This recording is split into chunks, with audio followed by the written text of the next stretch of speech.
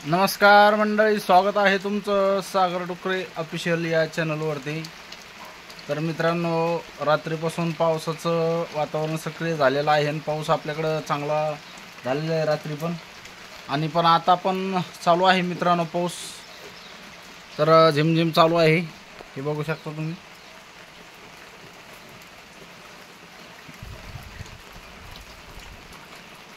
चालू आहे पाऊस।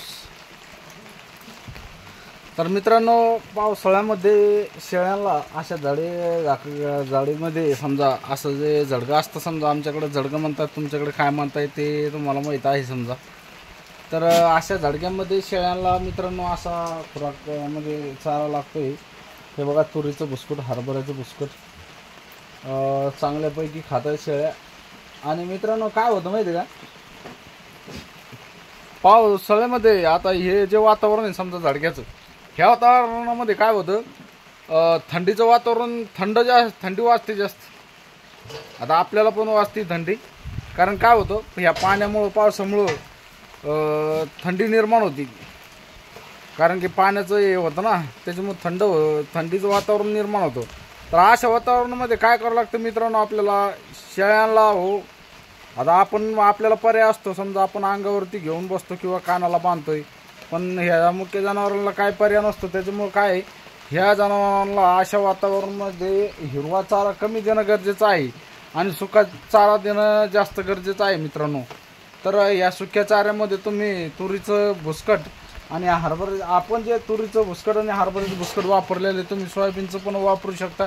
सोयाबीनचं भुसकट हे कमी प्रमाणात वापरावं लागतं मित्रांनो, कारण कसं असतं, आपल्या गावात शेळ्या असतात आणि गाभण शेळ्यांसाठी सोयाबीनचं भुसकट हे थोडं धोकादायक असतं, कारण की गरम असतं सोयाबीनचं भुसकट आणि त्या गरम भुसकटापासून आपली शेळी गाभण्याची शक्यता जास्त असते। आणि हरभऱ्याचं, आता हे बघू शकता तुम्ही, हरभऱ्याचं भुसकट दिसतंय तुम्हाला समोरच, हे घरामध्ये साठवून ठेवलेलं आहे हरभऱ्याचं तुरीचं भुसकट। आपण ह्या साईडला हरभऱ्याचं आहे, इकडल्या साईडला तुरीचं आहे, हे बघू शकता। हे आपण स्टॉक करून ठेवलेलं आहे मित्रांनो, कारण काय होतं माहिती आहे का, अशा वातावरणामध्ये शेळ्यांना जास्त काळजी घ्यावी लागते, शेळ्यांची बिमार पडू नये शेळ्या, त्याच्यामुळे जास्त काळजी घ्यावी लागते आणि त्याच्यासाठीच आपण हे उन्हाळ्यामध्ये स्टॉक करून ठेवलेलं आहे। आणि याच्याबरोबरच आपण खुराक पण चांगला देतो आहे, मक्का एक टायमाला मक्का आणि एक वेळेला गहू असतात। तर मित्रांनो, हे असं आपलं नियोजन आहे शेळ्यांचं। आणि याच्यामुळं काय होतं मित्रांनो, शेळ्या पाणी पण पितात, अरे बघा बराच वेळचं भुसकट खात आहेत आणि आता थोड्या वेळानं पाणी टाकलं की पाणी भरपूर पित आहे। आणि पाणी आणि चारा व्यवस्थित असला तर शेळी बिमार पडू शकत नाही पावसाळ्यामध्ये। पण असं म्हणतायत की पावसाळ्यामध्ये शेळ्या बिमार पडतायत, मरतायत। शेळ्या कधी बिमार पडणार तुमच्या व्यवस्थांच्या, तुम्ही जर सोय नाही ठेवली, पावसामध्ये भिजल्या, पावसामधून भिजून आल्या किंवा चाऱ्याचं नियोजन नसलं, हिरवा चारा खाल्ला, हिरवा चारा पावसात जर चालू पावसामध्ये हिरवा चारा जर खाल्ला तर जे ओलं असते त्या ओलीपासून काय होतं, हिरव्या चाऱ्याचं इफेक्ट होतं आणि त्याच्यापासून बिमार पडण्याची, कारण ते ओलं असल्यामुळं ते थंड खाण्यात गेलं की त्याच्यापासून सर्दी निर्माण होते आणि सर्दी झाल्याच्या नंतर अनेक प्रकारचे त्याच्यापासून आजार उद्भवतात। त्याच्यापासून निमोनिया होऊ शकतो, ताप येते, ताप आल्याच्या नंतर मग काय शेळी जास्त दिवस हे होत नाही, डिप्रेशनमध्ये जाते शेळी असो, बकरू असो, आणि त्याच्यामुळं मृत्यूमुख जास्त होती मित्रांनो गोठ्यावरती। नियोजन लावायचं असेल पावसाळ्याचं, तर पावसाळ्याच्या अगोदरच आपल्याला चांगल्यापैकी चाऱ्याचं नियोजन लावणं गरजेचं आहे। आपल्याकडे कडबा अवेलेबल पाहिजे, आपल्याकडे भुसकट अवेलेबल पाहिजे, जेणेकरून पावसाळ्यामध्ये आपल्याला जास्त करून हिरवा चारा न देता आपल्याला सुका चाऱ्यावर जास्त भर शेळ्यांच्या खाण्यापिण्यावर ठेवावं लागणार आहे मित्रांनो, तेव्हाच आपल्या शेळ्या निरोगी राहू शकतात। याच्यामध्ये म्हणजे बिमार पडण्याची शक्यता खूप कमी असते। बिमार खूप म्हणजे आपले आतापर्यंत, मी आता 4 वर्ष झाली मला, पण आतापर्यंत आपल्या शेळ्या बिमार पडलेल्या नाहीत मित्रांनो।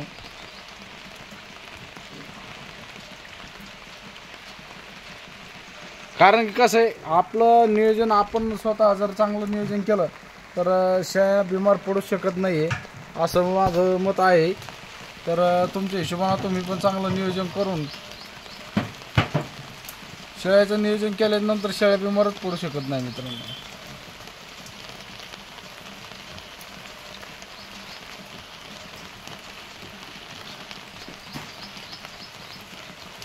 त्याच्यामुळं शेळ्यांची काळजी जास्त घ्या। पावसाळ्यामध्ये. आता अशा झडकं चालू असल्याच्या नंतर दररोजच आपण हिरवा चारा करून आणू शकत नाही. आणला जरी तर तुम्ही जर कापून आणला, समजा तुमच्याकडे घास गवत असेल आणि जर तुम्ही कापून जर शेळ्यांना टाकायचं म्हणलं तर मित्रांनो ताबडतोब टाकू नका. कारण कसं होतं माहिती आहे का, जो चारा आपण कापून आणतोय त्या चाऱ्यावरती जे पावसाचे थेंब असतात ते थेंब ज्यावेळेस आपण ओलं ताबडतोब टाकतोय शेळ्यांना, त्याच्यापासून शेळ्यांना सर्दी होण्याची जास्त शक्यता असते आणि बिमार पडण्याची जास्त शक्यता असते. त्याच्यामुळं शेळ्यांना जो चारा तुम्ही कापून आणणार आहे हिरवा, तर त्याला जवळपास चांगलं सुकू द्या.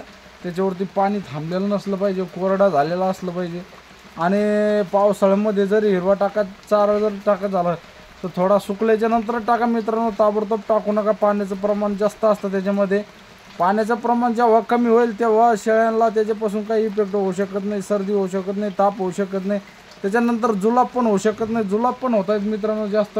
पाण्याचं प्रमाण जर गवतामध्ये जास्त असलं ना आपण ते जर चारलं तर त्याच्यापासून शेळ्यांना जुलाब पण होऊ शकतात. गवत कोवळं नाही पाहिजे. परत अशी काळजी शेळ्यांची पावसाळ्यामध्ये घ्यावा लागते, तेव्हा आपल्या शेळ्या बिमार पडत नाही. आणि पाण्याचं प्रमाण पाणी हे जर तुम्ही सुका चारा जर वापर केला जास्त तर पाणी आपोआप शेळ्या जास्त पित आहेत. पाण्याचं काही अडचण नाही. पाणी पिल्या चारा खाल्ला तर शेळ्या तुमच्या बिमार पडू शकत नाही. फक्त तुम्हाला काळजी कोणती घ्यावं लागणार, पावसामध्ये शेळ्या पिल्लू तुमचं भिजले नाही पाहिजे, बकरं नाही भिजले पाहिजे. शेळ्या बकरं तुमच्या पावसात जर नाही भिजले तर तुमच्या शेळ्या अजिबात बिमार पडू शकत नाही मित्रांनो.